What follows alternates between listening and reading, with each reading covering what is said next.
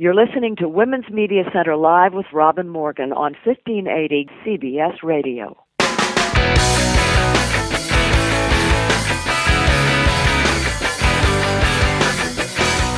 Welcome to Women's Media Center Live. I am Robin Morgan.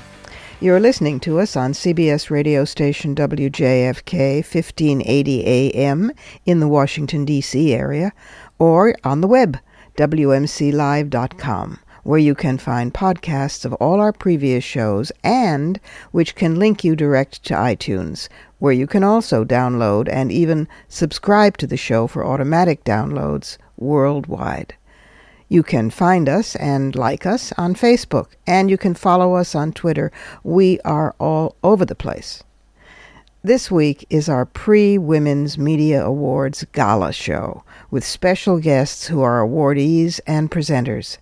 Carol Jenkins and Pat Mitchell in the latter category, and in the former group, awardees, will be talking with Sheila Johnson, producer of the Butler, and Maria Teresa Kumar of MSNBC and Voto Latino. Last, in a rare, exclusive interview, because she usually asks the questions, the journalist every journalist wants to be or should want to be, Christiane Amanpour. But first we need to go inside the headlines.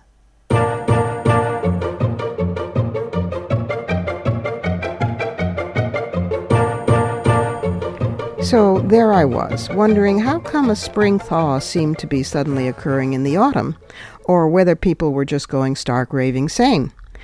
3 things triggered this. First, 3 retired generals, former Lieutenant General Claudia Kennedy, Brigadier General Laurie Sutton, and Brigadier General David McGinnis, all came out in strong support of Senator Kirsten Gillibrand's bill about taking decisions about sexual assault prosecutions in the military out of the hands of commanders and putting them in the hands of people with legal training. What a concept. Then the Pope came out and denounced the Church's, quote, obsession, unquote, with abortion, same-sex love, and contraceptives, and said instead the Church should refocus on poverty. Wow. Well, so far his comments and his actions have been all cosmetic, so I'm suspicious. But on the other hand, hope springs eternal, because now they're getting a little bit closer to the bone.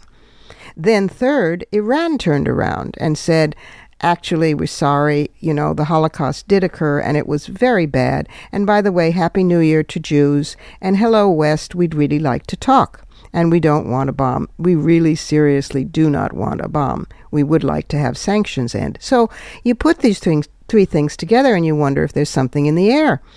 But then I was brought back to earth by, expectedly, the Republican Party. Well, most specifically the Tea Party part of the Republican Party, because the Tea Party holds the Republicans in thrall, and then the Republicans in turn hold the government and the country hostage to the Tea Party's demands. I find myself wishing that John Boehner would come out of his hiding in his tanning machine, stiffen his spine, and say to Ted Cruz, well, what Joseph Welch said once to Senator Joe McCarthy, Senator, have you no shame? And that was the beginning of the end of Joe McCarthy. In other words, I find myself longing for something I thought I'd never say, which is that the Republican Party should hold a march and call it Take Back the Right.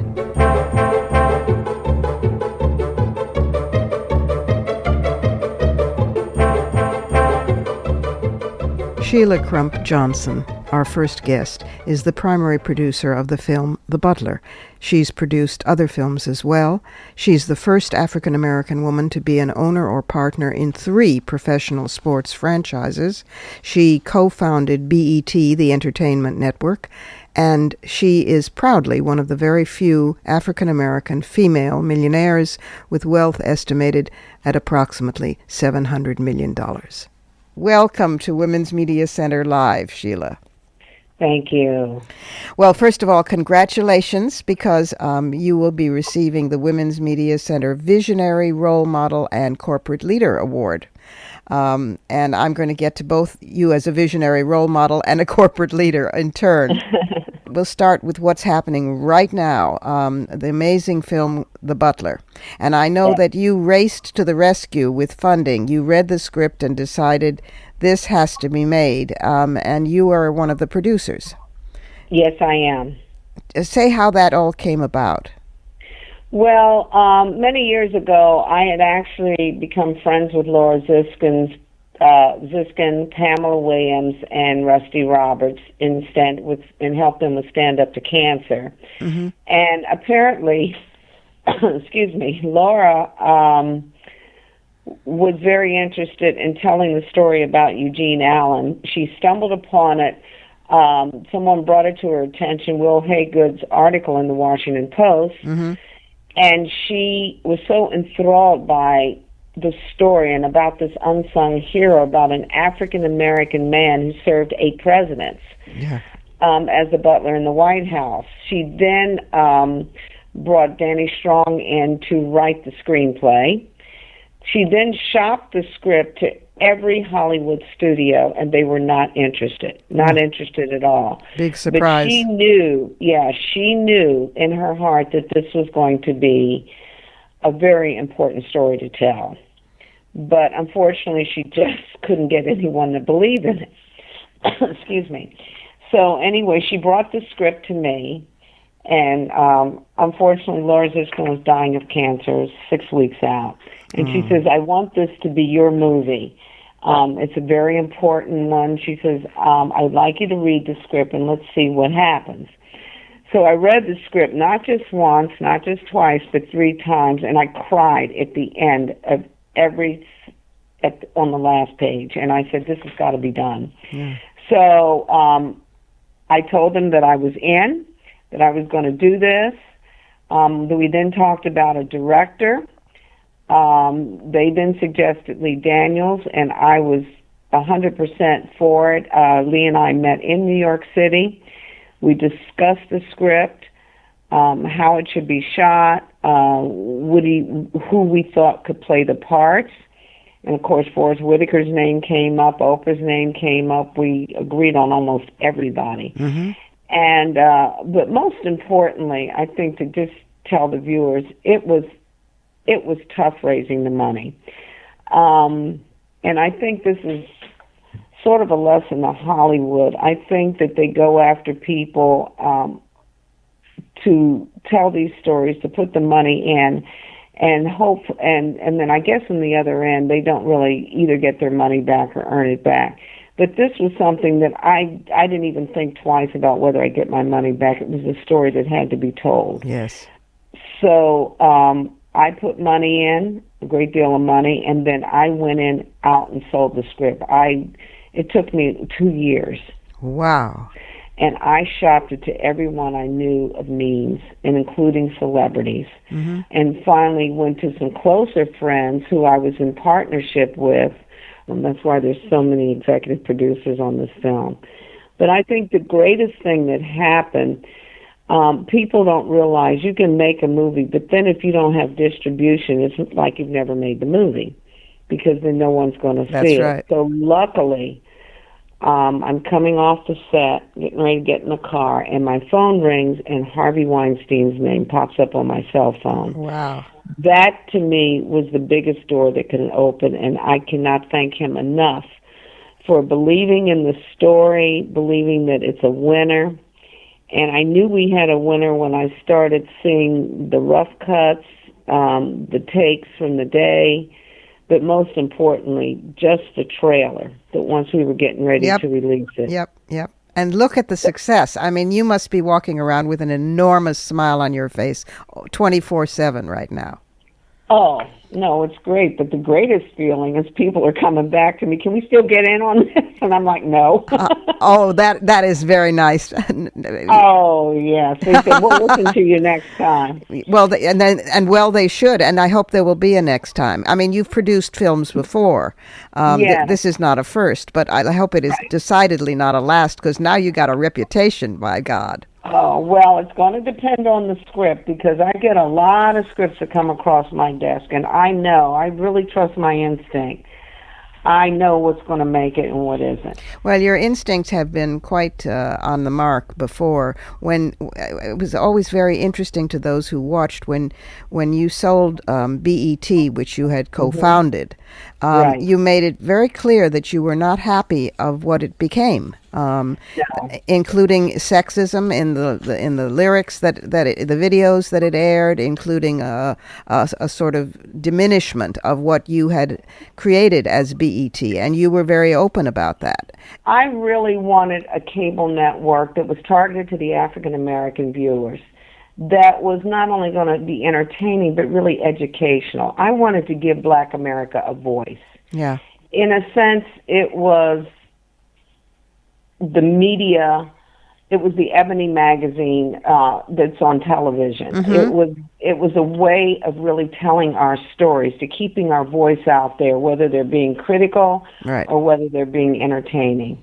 And we are losing our voice. There is no question about it. You're seeing fewer and fewer African American anchors on news shows that are really telling our story, our side of it. And there's great stories out there. And that's the reason why I did The Butler. And we need more movies like this. We need more storytelling and news shows that really talk about, whether they're good or bad, but to really start the conversations again of the issues that are facing Black America. Yeah. And this is what we have lost. Well, because media is now concentrated into the hands of about 6 to 8 pale males. Exactly. More and more conglomerates, more and more control, and that is not good for all women and for men of color. But exactly. you have branched out beyond media, which is where the other half of the award comes in, corporate leader. Because I love the eclecticism of your portfolio, because there's sports teams, three professional sports franchises: the Washington Capitals, the Washington Wizards, and the Washington Mystics, and now you're serving as the CEO of a company that includes resorts and spas and inns. I mean, so here's what I think. I think it's possible that America can stay in your hotels and watch your sports teams and go to your movies. That's exactly it. And what it's all about, it's about connection. Just 2 weeks ago, I had my women's basketball team in for a spa day and dinner, and it was interesting to watch everybody in the hotel, just admiring these beautiful, tall athletes. And then with the Butler, I got a film festival that I'm starting in Middleburg, Virginia, and Lee Daniels will be here, and we've got other actors and directors coming in. So what I've done as starting this hotel company, that is my vehicle in order to bring all of these other entities in. That's what drives business, that's what galvanizes communities, and that's what gets PR media attention.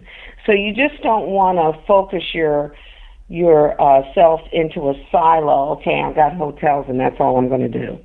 You want to bring in all these other entities that is going to layer your corporate portfolio and to make it much more interesting. I want to give it color. I just don't want it to be black and white. Right. Well, I'm so grateful to you for being with us today, and I look forward to seeing you and meeting you and celebrating you at the gala, and I congratulate you again on the award. Well, you are so welcome, and I'm very honored and excited. We have to take a short break here. This is Women's Media Center Live, and I'm Robin Morgan. We'll be back in just a minute with the 2013 winner of the Carol Jenkins Emerging Journalist Award, Maria Teresa Kumar, and with Carol Jenkins herself.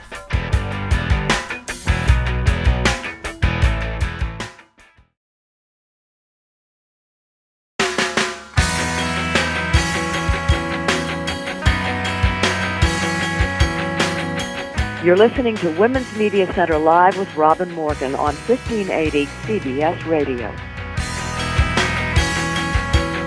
Welcome back. Next, we're talking with Carol Jenkins, an Emmy-winning former television journalist, an award-winning writer, producer, and media consultant, and the founding president of the Women's Media Center. She will be presenting at the gala the award named in her honor for the Emerging Journalist of the Year, and that person who will be with us is Maria Teresa Kumar, who is the founding executive director of Voto Latino, a national organization that leverages media to get out the Latino vote, and she's also an MSNBC political commentator. Welcome, both of you. Welcome, Carol Jenkins, and welcome, Maria Teresa Kumar, to Women's Media Center Live. Thanks, Robin. We're delighted to be here. Well, actually, I should start with congratulating Maria Teresa on being the 2013 winner of the Women's Media Center Carol Jenkins Emerging Journalist Award. Congratulations. Well, thank you. And it has everything to do with Carol, you gave me my start. So thank you, Carol, for training me and being a mentor. She is very special, isn't she? Yes. Well, so Carol. I love all of these. Thanks for the compliments, Guy. Well, listen, I met Maria Teresa when she went through our Progressive Women's Leadership course, and I really feel that she's the perfect example of what that program can do. We call it media leadership because we take many women who are leading organizations, and we take writers who have a platform. And I think for women who are leading organizations, it's that they all want the ability to be able to put the best foot forward to expand their organizations. Sure. And I think with Voto Latino, Maria Teresa has just done a fabulous job, and not only with the organization, but Emmy nominated for her work on MSNBC as a contributor. And I always count on her for the sane, credible, informative answers, as opposed to, you can get a lot of different kinds of things when people are contributing on television. Yes, it's like a cool, calm, helpful hand on the forehead when people are shouting around her. Precisely. Carol, say how the Carol Jenkins Emerging Journalist Award came into being at the Women's Media Center, and describe it. Well, for those who don't know, I had the great pleasure of being the founding president with Robin Yay. and Jane Fonda and Gloria Steinem, I tell you, who created this wonderful organization. And then when I retired, the board said, well, your thing is, young women making sure that they make it in this field, and so we're going to establish the Carol Jenkins Emerging Journalist Award, and I was thrilled. And I think that what we know now is that journalism is changing, and media is changing, and I think that, as you know, the first awardee was a college student who was doing fantastic work at Howard University. Last year, we awarded a young woman who was a one-woman band doing absolutely everything, shooting and editing and, running her own office, so to speak, for a network. All platform. And doing terrifically. Yeah. And now we have Maria Teresa, who is a fabulous spokeswoman and an organization leader. Well, I want to say a little insert here, which is on behalf of the board, which is that the reason that the board calls it the Carol Jenkins Emerging Journalist Award is because not only were we grateful for the service that she had done as the founding president, but also that you continue to do, both as an ex officio and also the mentoring that you do. It is just extraordinary. I mean, the young women whom you have helped on their way, not only by modeling an amazing career in journalism, but also just by wise counsel and help and love, is very special. So thank you. We wanted to honor that. Teresa. Yeah, no, and I think what Carol has also done beautifully is that her having the journalist background, she actually knew what a woman in that position needed in order to be successful, and she took it a step further and created a program where other women that were aspiring to have their voice heard and help shape policy can use that platform. And so she went above what most people do. Some folks have time to mentor one or two, and she decided that she was going to mentor a whole constituency year after year, and really create a program that's long-lasting. And I can't overstate how much I value what Carol did for me when I participated in the Women's Media Center, and still does, I mean, they were able to provide me, to give me the confidence to make sure that I didn't always have to talk about Latino issues, that I can go ahead and talk about issues that I was knowledgeable about, and know how to talk to the bookers that I needed to in order to make sure that they felt confident of that too. And behind the scenes, I had no idea that the Women's Media Center was behind the scenes pitching not just myself but my fellow classmates, so that we could have those progressive women voices in the places that counted on topics that mattered. We do that through SheSource, which has become the go-to place for women experts. Yeah. Well, I want to, even though it is Latino, I want to return to the amazing work that you've done and are doing with Voto Latino, and you're doing it through media, with media. But in 2008, you Voto Latino leveraged social media in 5 battleground states, all of which saw Latino voter participation increase 5% or more above the national average. And this is done through innovative web initiatives and a telenovela spoof. And I mean, you are using media in extraordinarily creative ways. And and we stumbled upon it on this because what we realized is that, one, we started with Voto Latino with no money, so you have to be very creative when you don't have funding. Mm-hmm. And we also started targeting American Latinos in the primary language that they dominate, which is English. Mm-hmm. And no one was doing that before. So when we came into the space almost 10 years ago, we attracted so many American Latinos using technology, using their social media, using, you talked about the telenovelas, so, giving them this authentic message mechanism through media that they said, you actually get me. Like, we don't have to scream at Voto Latino that they're targeting Latinos. They understand that we use their language, and I mean, not just English, but their authentic voice to get them excited and engaged. And then we provide them, after we excite them, engage them, we provide them the tools to make sure that they're networking and with other folks to make sure that they get registered and vote as well. So, as an example, we developed last year an app where if you register to vote on Facebook, not only were you able to register to Facebook, never leave Facebook, but once you registered, then your family and friends knew that you had just finished registering to vote with Voto Latino on Facebook. So we use the power of that social media, recognizing how increasingly individuals are their own social media brand of sorts, and how important it is to make sure that they respect the work that Voto Latino does, but more importantly, they become our voices as well. It's just brilliant. I mean, and the use of wit in the telenovela, in the spoof. I mean, so that it becomes an internet sensation. I mean, and wins Webby awards. Yeah, and the whole idea is, folks often ask me, well, who's Voto Latino for? And I said, Latino and their friends, recognizing that Latinos, our friends, come in all shapes, colors, and creeds, and the more we can get our friends involved in what are our priorities, which is education, jobs, healthcare, shocking, what other Americans care about, then we can actually create social moments and movements where it's not siloed. I think for a long time what we've had is that we've had movements and organizations that work in niche, and we're all about how do we expand the pie to make sure that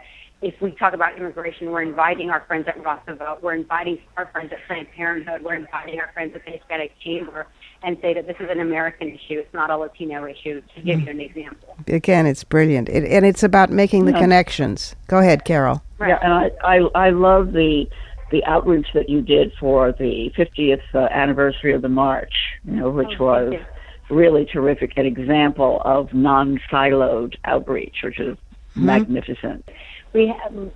Because we were brought in by the NAACP and the National Action Network, and the idea that we all of a sudden realized that these are all American issues that we have to continue working collectively for. It was a special moment for the organization and for me personally. It also is understanding that the energy really lies in making the connections, that these things have always been connected, and that it's only in the interest of the status quo that they remain pigeonholed. I mean, so, and you've made in the how, you've also made connections with with culture. So, with the benefit album produced with Apple iTunes, and it was the top-selling album on iTunes Latino for weeks. So that there's a crossover with cultural issues, with green issues, with political issues in the electoral sense. Clearly, with the power of women, because you're right up there. It's so beautiful to watch. Well, thank you so much, Robert. And I have to say, it's been challenging but so fun to do, and the large part because of one of my best experiences at Voto Latino has been that we came with just an idea of reaching this community and reaching them using technology and media and reaching them in English. And I can tell you, 10 years ago, people thought we were not. For every door we knocked on, 50 closed. And finally, we had the opportunity to talk to some really like-minded progressive women in Silicon Valley who not only understood the value of technology and understood the value of speaking to this group in English, but who deeply cared about Latino community. And they weren't Latino, right? They were three progressive white women who said, you know what, I get what you're trying to do. Yep. And not only were they able to help us help us with our business plan, but more importantly, they opened their doors to their friends and really helped us cultivate this vision of where we fundamentally believe that if we want a better, brighter America, we have to make sure that these young people, these American Latinos, have to participate in the democratic process simply because of their sheer number. We have 800,000 Latino youth turning 18 every single year. That's a congressional district. Wow. I love the way you think of that. Yes. But the average American is roughly 44 years old. The average Latino is 26. Wow. We're going to have to go. And by the way, listeners, I apologize for some of the sound quality, but understand it's for good reason, because Maria Teresa is attending the Clinton Global Initiative, and she found a little corner in the lobby to talk to us on her cell phone. So we're grateful to have her. Thanks again so much for being with us. Bye. Time for another short break. You're listening to Women's Media Center Live, and I am still Robin Morgan. When we come back, we're going to focus on the Women's Media Center Pat Mitchell Lifetime Achievement Award. Pat herself will be here, as well as the person to whom she is presenting the award this year, a journalist who does interviews, but very rarely gives them, Christiane Amanpour.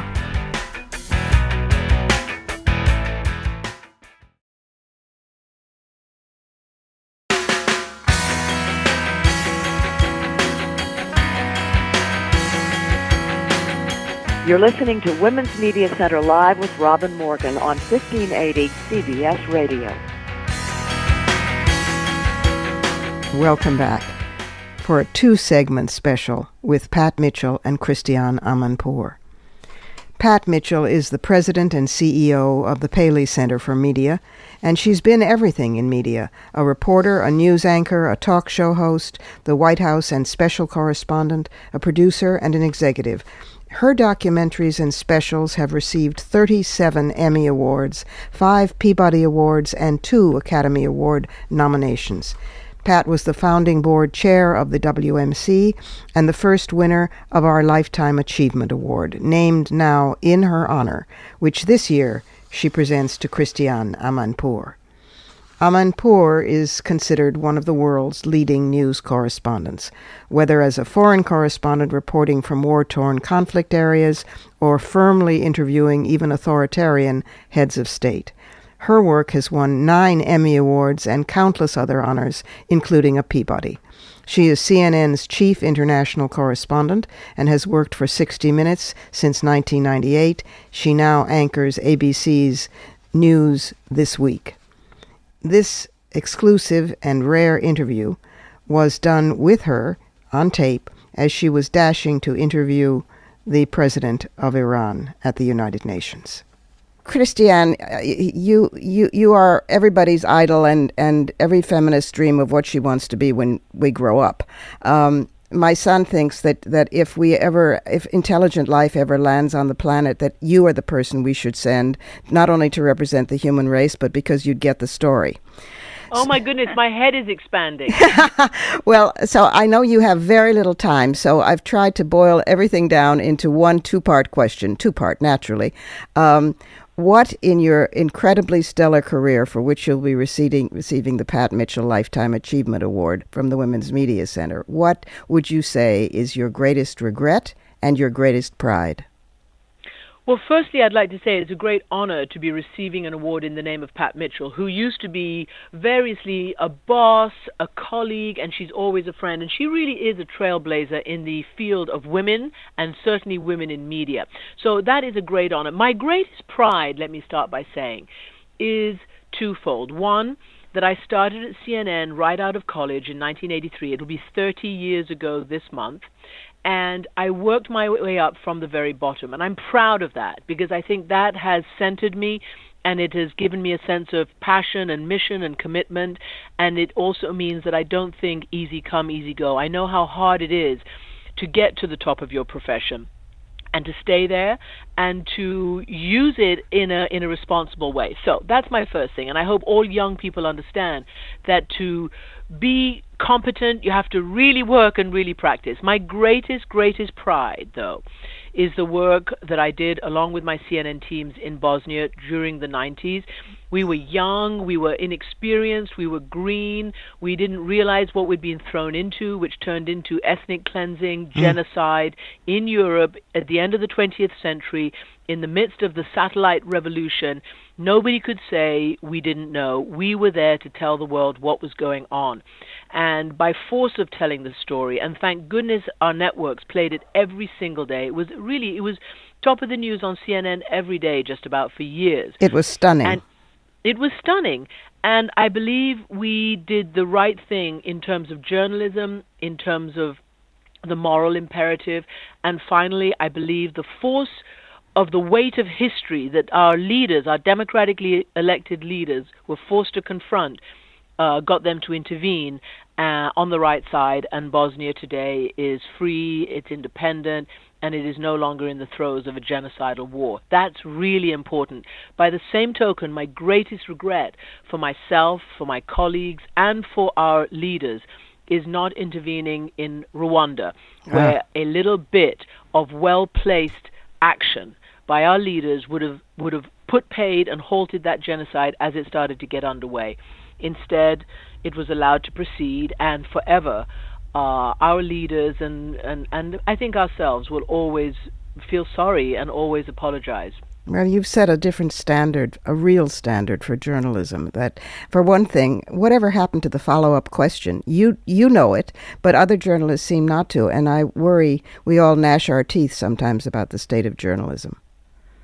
I think that the United States has gotten out of the habit of fierce, rigorous journalism, particularly in interviews with top officials, doing it without fear nor favor, mostly because access is the holy grail.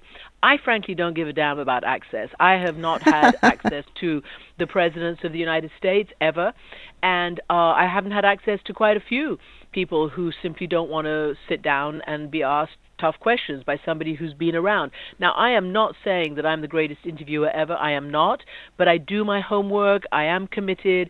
I do follow up. And people like Mike Wallace, and in the greatest tradition of the 60 Minutes interviewers, Ted Koppel, others, and there are many others, who used to not let their victim, should I say, their interviewee off the hook until they'd answered the question. It kind of doesn't happen anymore. I know. And it's a shame. And you want a good sort of back and forth. You don't want to be aggressive for the sake of gratuitously being aggressive, but you do want to be informed and you do want to seek the truth. So what is my job is to seek the truth, and it's to hold leaders accountable and make them answer the question. I'll tell you, many times I've gone through airports here in the U.S. and people say to me, please make them answer your question. Don't let them off the hook. Yes. You are representing us. Yes. I wind up, throwing bedroom slippers at my television set and talking back to interviewers because the statement will be hung out there and no follow-up question. And you are the one of the very few who still ask it. One last quick thing, if I may. Women journalists, Women's Media Center. How do we get the other half of the story that is so often not told? And how do we get more women? We're doing everything we know how, but any particular advice or guidance on that front so that the other half of the population is represented, in fact, in the coverage, which is good for journalism and democracy? I do think, to be honest with you, throughout my career, more and more women have become very prominent, and also, manning the positions from the bottom to the top. Staffing. There was just, excuse me? Staffing. Yeah. I mean, throughout my career, women have just got more and more involved and visible in this profession. And I think that's a really, really good thing. And the more, the merrier. And the more, the better for society, because we know that parity and equality is what makes society healthy in every single regard. And so we need to do more of that. And we need to make sure that women are represented on air in a true way and not just in a exploitative way. And I think that's important for women and for men, frankly. As a mother of a 13-year-old boy, I'm very, conscious of what he learns and what we teach about women's and men's role in society and in life.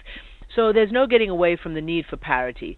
Obviously, there are very few women in the executive suites, and that's a bad thing. Pat is an exception. She sure is. There are very few women. There's not been a woman president of a news organization until Deborah Turness, who came from London to be head of NBC. And I think that's something that we need to look at. So while there are a lot more women on air, there are not enough women in the major decision-making spheres. And it's just not natural. Doesn't represent society. So I do think we need to work hard on that. Well, we're dancing as fast as we can. I won't keep you longer. I'm going to talk with Pat.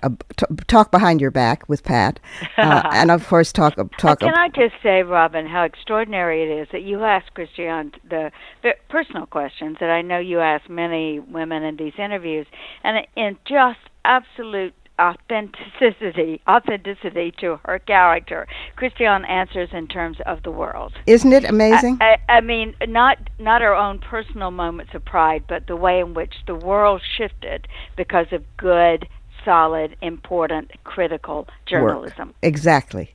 Oh, Christiane, thank you so much for being on Women's Media Center Live, and we will see you at the gala when you accept your award. Thank you so much, ladies. It's really a privilege being with you this morning. Thank you, Christiane. Thank you, Christiane. Bye-bye. Oh, Pat. That was Isn't she amazing? She is amazing. You're so right. Could we just clone her? Because if we had more Christiane Amanpours running around the world doing the work the way that she does it, we'd have stronger democracies everywhere. I believe we'd have less war, greater sustainable peace. I believe that. I really do too. She has always approached her work with a completely selfless point of view. I mean, she never, it never thinks in how is this going to advance me or my career? Am I going to look good if I stand here? Oh, nonsense! Yes. Never, ever in her career has she made a decision based on what was right for her. Yeah. She's always made it based on what's right for the work. Where can I have the greatest impact? That's right. And she did say something just now to you that I think should be emblazoned on every journalism school in the world. She said, I do my interviews without fear or favor. Yes. Yeah. That's it. That's right. That's it. If you approach your work without fear or favor, you are going to ask the right questions, and you're going to get to the truth. Yeah. And in fact, there is no better person in my mind who defines what a Lifetime Achievement Award should be, even though it's clear that Christiane is only in the middle of her career and has so much more left to do. Well, but you cannot define the contributions from someone who has practiced journalism since she got out of college. That's and right. Still has so many more years to go, gratefully. Well, speaking of someone who has so many more years to go despite already a lifetime of achievement, let us come back to Pat Mitchell. But first, we have to take another short break here on Women's Media Center Live, where I continue to be Robin Morgan. We'll be back in just a minute with more Pat Mitchell and her next audacious idea.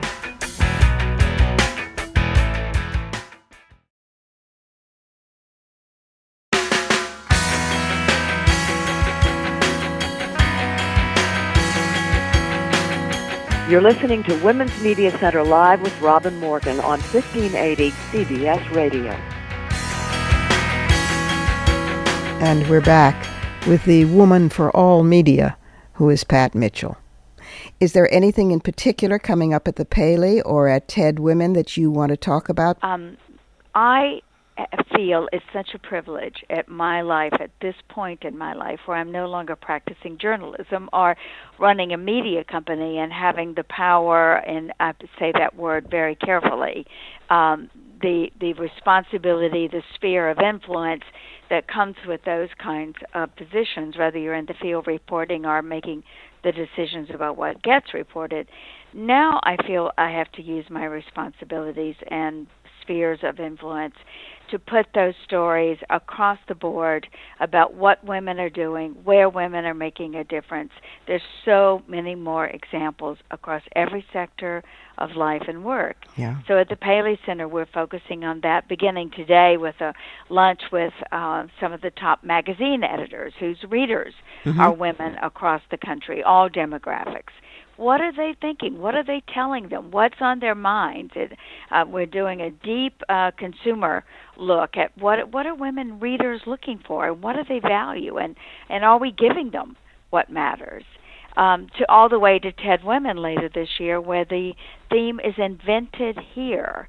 And honestly, Robin, I could have done 100 women inventors alone, even though we're not taking the classic narrow definition of invented. It's everything from inventing lives to new ways to peace to to literally innovations. But just on the science, discovery, and innovation and invention side, the numbers have doubled and tripled. Not nearly enough, but there are going to be so many more role models for young women to look up and say, oh, my goodness, look what she did. Look what's possible. Look what I could do. And since we always say you have to see it to be it, that means a lot more seeing and a lot more being and becoming, you know. Pat, I want to ask you going forward, when you were last on this program, and you mentioned it, in fact, when you accepted the Lifetime Achievement Award at the last year's Women's Media Awards Gala, you spoke of the next step being, in a dream, a women's network. And immediately my pulse began to race, because it's one thing if I say it or many of us say it. It's another thing when Pat Mitchell says it, because it stands much more possibility of actually someday becoming a reality. Talk a little bit about your dream of that, what it would look like, how it would differ, for example, from Oprah Winfrey Network or previous Lifetime or Oxygen. Somehow I have a feeling it would be the real thing. Well, it's a dream that goes back to quite some time ago, actually to the beginning of CNN, when Ted and I began to talk about if CNN can change the way the world gathers news on a global basis, and there's still so much of that news that is leaving out the stories of women, why not a CNN for women? And he and I developed that idea to quite a well-developed place and had it ready to launch before Time Warner bought Turner Broadcasting and shut it down. Wow. And they shut it down, Robin. This is what's apocryphal about the story. They shut it down because the guy running Time Warner at the time said, we can't launch a women's network. There's going to be a new one. It's called Oxygen. There's going to be a new one. Yeah, right. And now there were already 9 sports networks at the time. There are now over 100, by the way. But one more women's network was one too many. And then, of course, we know what happened to Oxygen. Yep. And although it's still on the air, it's hardly a network I'd call a global women's network. No, it's not. Because it's very much targeted to a certain demographic, and like all commercial ventures, it has to be driven by the profits that it makes for its mother company, its parent company.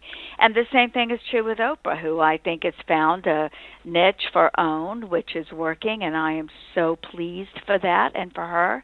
And a lot of what she's doing there does not exist anywhere else. That's true. On television, and I am thrilled to see that happening. But she, too, has felt the driving hammer of you have to get ratings. You have to make money. So somehow what we have to envision and put into practice going forward is that in this landscape of profitable media and technology companies, there must be at least a place where information is its own profit, where people see that the global exchange that can come from women all over the world sharing their stories, sharing their information, being better informed, more engaged, creating quite literally a network of informed, engaged people, wherever they may be, and in this case, women. That can only be good for the world. That can only be good for business. And sharing their solutions as well. Well, of course, very focused on solutions. But here's why we haven't been able to do it. Because it's been very, I'd say almost impossible to find the sustainable way to do it so that it doesn't become yet another philanthropic venture. Because if it is, then it's constantly dependent on the hand being out for funding and donations, which is pretty much the same as the hand being out for corporate support and advertising. I mean, it's somewhat driven by different motives, but none the same. So I think, is it something like PBS? Would it have government subsidy? No. Can't have government subsidy. Not globally. No, of course way not. Too complex. Right. And in this country, no. I've been in those battles. You don't want that. I didn't think so. You don't want 15% coming to you and then fighting your whole life to justify that 15%. No. Now there is a new engine. We're just working on how it plays out. But think about the fact that more women are going online and purchasing goods and services than any other single demographic in the world. Subscribers. E-commerce and subscribers. We have changed the model of that. We are responsible for the success of Amazon and all of these shopping sites, and it's women driving all of this. Of course it is. We were the first to it. We adapted it immediately. So if we can figure out, first of all, any network we create has to be online and digital. It can't be over the air or broadcast or cable. Maybe that comes later, but it can't be that to begin because that's still controlled by the gatekeepers. Yeah.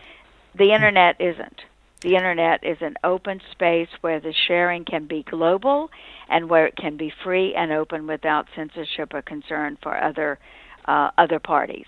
It has to be a collective, and it has to be driven by some form of commerce. I also love the phrase, this should also be engraved over the doors of journalism schools.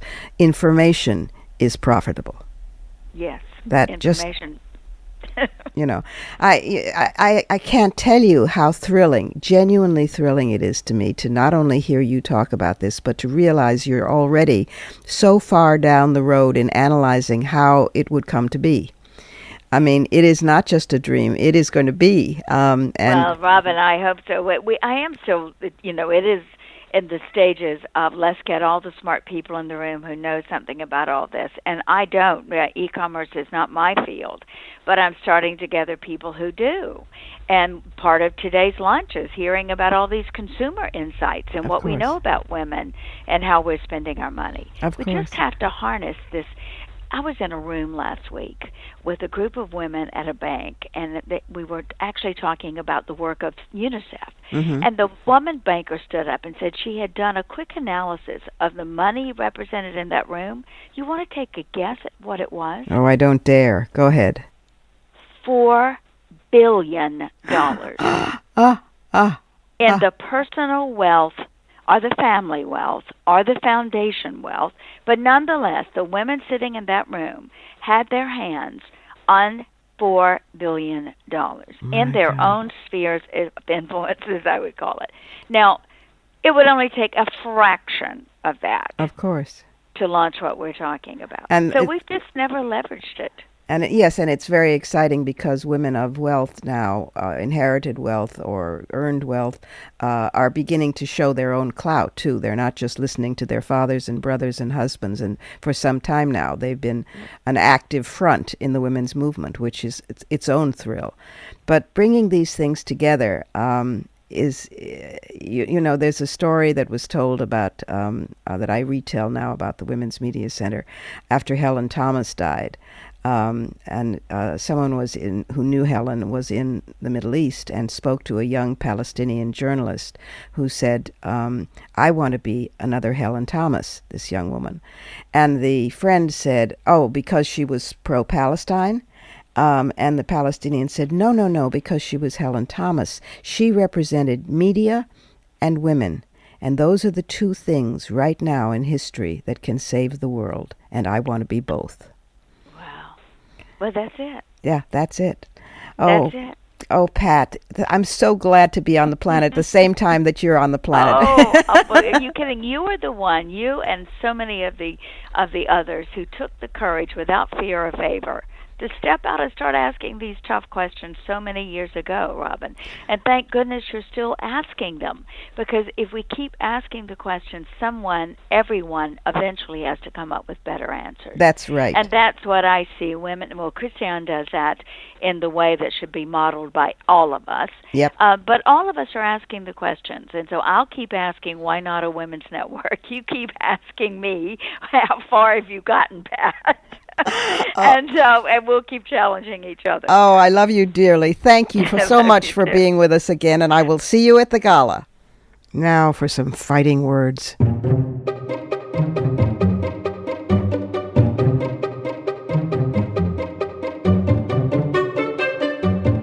This should get your pulse racing. The World Bank has issued a new study on women's rights worldwide. And not surprisingly, Saudi Arabia tops the list of countries for laws that limit women's economic potential, while South Asia, the Middle East, and North Africa have made the least progress over the last 50 years in improving women's economic opportunities. In the last half-century, the study found that women's rights worldwide have improved, yet in almost 90% of the 143 countries surveyed, at least one law remains on the books to bar women from certain jobs, from opening a bank account, from accessing capital, or from making any independent decision. 28 countries make 10 or more legal distinctions between the rights of men and women, and half of these countries are in the Middle East and North Africa, followed by 11 in sub-Saharan Africa. The report also shows that when there's a gender gap in legal rights, big surprise this, then fewer women own their businesses and income inequality is greatest. And it reports that this finding offers fresh insight. Well, it wouldn't be so fresh if they'd listened to women, otherwise known as the canaries in the mine. Anyway, offers fresh insight on the impact that reducing barriers to women's economic opportunities can have a major impact on reducing world poverty. Surprise, surprise. In Latin America and the Caribbean, there's some good news. Sub-Saharan Africa and East Asia as well. Legal restrictions have been cut in half since 1960. But the Middle East region shows the least progress, and some countries have gone backwards. Yemen and Egypt have removed from their constitutions bans on gender discrimination, and Iran allows husbands to prevent their wives from working, places restrictions on women's mobility, and limits their work in the judicial sector. The World Bank found, again, falling on platitudes with an air of enormous discovery. I might point out that all of these places are where religious fundamentalism has a foothold. About 25% of countries surveyed have no laws addressing domestic violence, and again the Middle East and North Africa region has the least protections. Algeria and Morocco are the only countries in the region with laws addressing sexual harassment at work. The 2014 report covers the time span from April 2011 to April 2013, looking at how conditions have changed or not over the past 50 years on two indicators: women's access to institutions and use of property. And if you want to look at the entire report, and I recommend it, it's interesting reading, and it's interesting that the World Bank finally has been doing this. Go to worldbank.org and look for gender. It's a good read.